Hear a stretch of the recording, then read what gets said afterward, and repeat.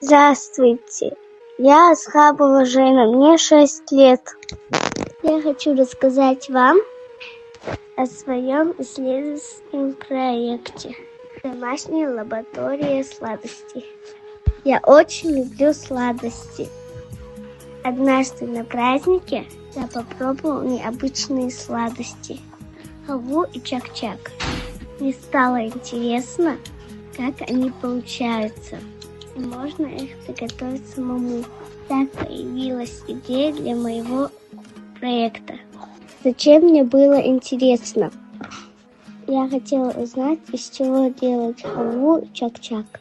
Почему сладости становятся твердыми. Как меняются продукты при нагревании. Потом мы с мамой наблюдали, как готовится сироп для чак-чака. Я видела, как конфеты при нагревании меняют цвет. Раньше я не знала об этом. Самое интересное было готовить настоящие сладости.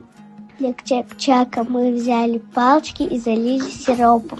Они склеились между собой, и получилась вкусная горка. Чак-чак готовится из кусочков теста и карамельного сиропа, который их склеивает. В кулинарии происходит много интересных вращений.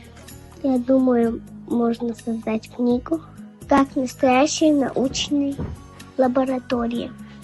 Что еще я хочу исследовать?